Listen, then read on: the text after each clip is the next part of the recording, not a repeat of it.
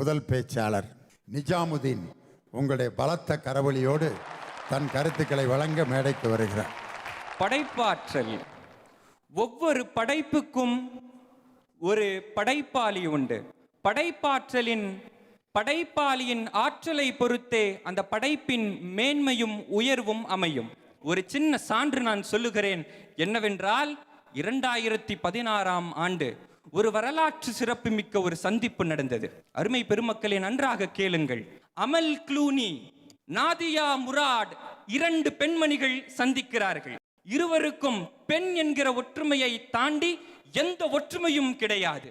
அமல் க்ளூனி பிரமிக்க பேரழகு உடையவள். ஆக்ஸ்போர்ட் யூனிவர்சிட்டியில் படித்து நியூயார்க்கில் வழக்கறிஞராக பணியாற்றக்கூடிய பணக்கார பெண்.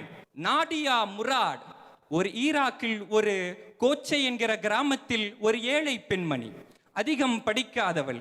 அவள் தலையை தூக்கி கண்களை பார்த்து பேசக்கூட தயக்கமுடையவள். அவளும் அமல் க்ளூனியும் சந்திக்கிறார்கள். ஏன் தெரியுமா? ஒரு நாள் இந்த நாதியா முராடினுடைய கிராமத்தில் தீவிரவாதிகள்லாம் வந்து ஃபுல்லா சுத்தி வளைச்சிட்டாங்க. என்ன நடந்தது? எல்லாரையும் சுற்றி வளைத்து ஆண்களையும் பெண்களையும் தனியாக பிரித்தார்கள். 1 மணி நேரத்தில் 312 ஆண்களையும் சுட்டு தள்ளினார்கள். அதில் நாதியா முராட் என்கிற இளம் பெண்ணுடைய 6 சகோதரர்களும் அடக்கம்.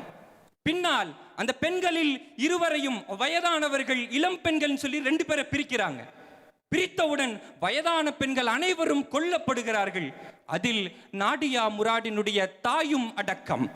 குடும்பத்தினர் 7 பேரையும் இழந்து நாதியற்று கிடந்த நாதியா முராட் மொகசூல் என்கிற நகரத்திற்கு அழைத்து செல்கிறார்கள். அங்கே பாலியல் ஏலத்திற்கு அவளை தருகிறார்கள். 90 நாட்கள். அன்பு மக்களே, 1 நாள் 2 நாள் அல்ல, 90 நாட்கள் இரவு பகல் பாராமல் துன்பப்படுத்தி உடலால் மணலால் ஆன்மாவால் அவளை சிதைத்தார்கள் மூடர்கள், கொடூரர்கள். அதற்கு பின்னால் கடைசியா ஒருத்தன் ஏழைக்கு எடுத்தான். நடுவர் அவர்களே, அவன் கடைசியாக சாகும் கடைசி விளிம்பில் இருக்கிறாள் அவள். அந்த விளிம்பில் இருக்கிற போது அவளிடத்திலே அவன் சொன்னான், நாளைக்கு உன்னைய சிரியால போய் ஏலத்துக்கு விட போறேன் என்று எழக்கூட முடியாது இருந்த அவளிடம் அவன் சொல்லிவிட்டு கதவை கூட பூட்டாம போயிட்டான்.